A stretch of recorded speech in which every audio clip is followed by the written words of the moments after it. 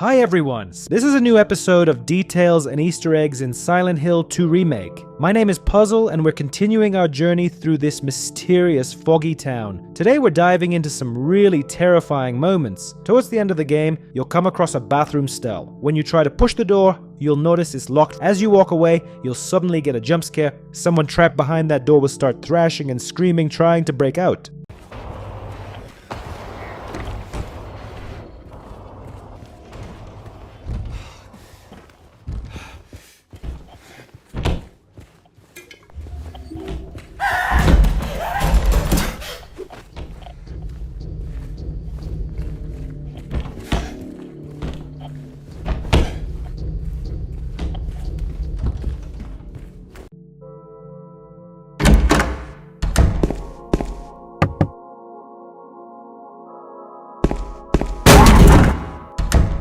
Another creepy moment happens in the prison where you'll find a strange cell. It was present in the original game too, and the pentagram on the wall references the cult from Silent Hill 1. But the scariest part is the infamous jump scare in this cell, the eerie voice of the dead cultist whose spirit still lingers. Thankfully, the developers stayed true to the original, keeping this terrifying detail intact in the remake.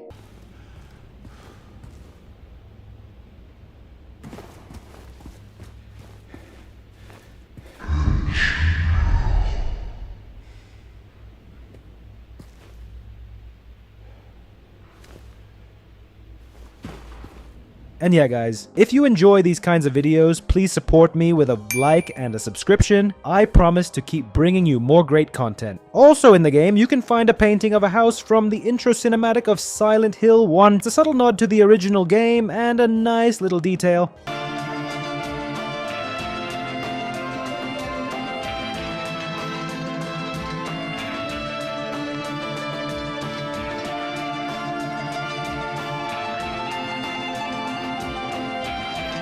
The morgue. In the original game, the morgue had its own creepy moment. When you entered, you could see a corpse suddenly twitch, a classic jump scare that has also been carried over to the remake. Though the movement is more subtle now, if you look closely, you'll notice a slight twitch in the leg.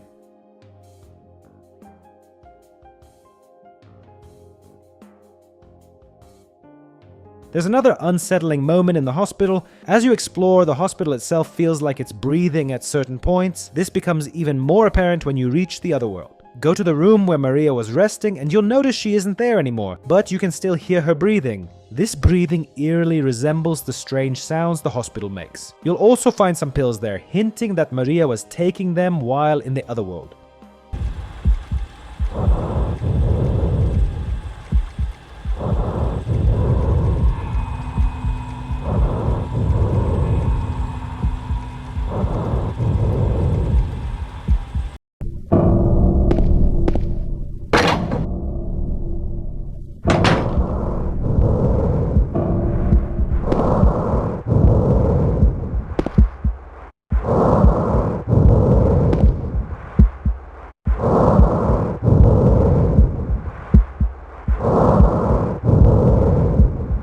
In yesterday's episode, I showed you a reference to the famous bunny mascot. You can find a sticker of the bunny in the bar, along with advertisements for Lakeside Amusement Park, the bunny's home. It makes me wonder, are the developers teasing a Silent Hill 3 remake? I even made a detailed video exploring possible DLCs and the next remake, and there's another new reference to Silent Hill 3 in the game. In the hospital, as you near the end of the level, the elevator will suddenly stop. You'll hear a strange radio show where the host asks weird questions aimed at James. The answers to these questions are actually the key to opening a small chest later in the game. One of the questions refers to a disturbing incident involving children in Silent Hill, where a madman attacked them with a weapon. You're asked to guess the name of a girl involved in the incident, and one of the options is Heather, the protagonist from Silent Hill 3. Yet another hint toward a future remake of the third game. What a terrible tragedy. What a gruesome end to such innocent lives. One of the victims was a local boy named Billy Loquet. But what was the name of the other victim? Billy's sister. 1. Miriam. 2. Heather. 3. Julia.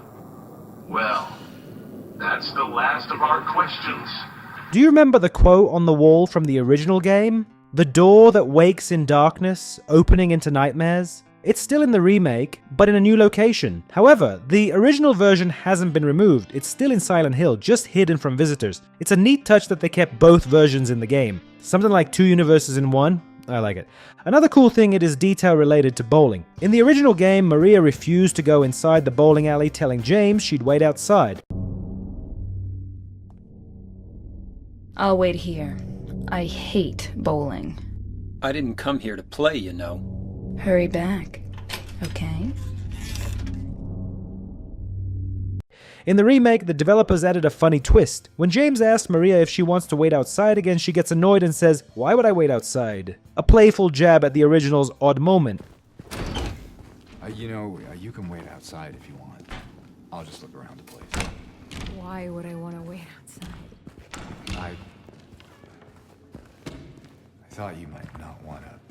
James, if you don't want me around anymore, you can just say it. No, it's not that. Just a stray thought. One of the apartments, you'll find balloons spelling out "Welcome Home." It's a bit of a joke because you'll be greeted by a monster shortly after. This moment feels similar to Resident Evil 2, where Leon arrives at the police station and is greeted by balloons. If you have the patience to shoot all the balloons in the apartment, you'll unlock a trophy called "Let's Not Party."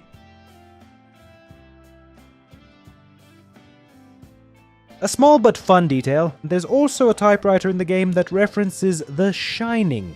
In a previous episode, we talked about the Lakeview Hotel, which takes inspiration from the Overlook Hotel in the film. Now, this little nod to the typewriter scene just adds another layer to the connection. I've already covered a ton of secrets from this game, so if you haven't seen them yet, make sure to check out my other videos. I have a feeling there's still a lot more hidden content waiting to be discovered in this game. The amount of care the developers put into this remake is insane, and it feels like it could become as iconic as the original. The most important thing now is for the game to sell well so the developers can create more remakes and revive the series. Personally, I'd love to see a remake of Silent Hill 4. Its atmosphere was incredible. I know people whose favorite game is either the third or even the first one, and I hope this remake marks the beginning of a new era for the series. This was Puzzle, and I'll see you in the next video. Thanks for watching!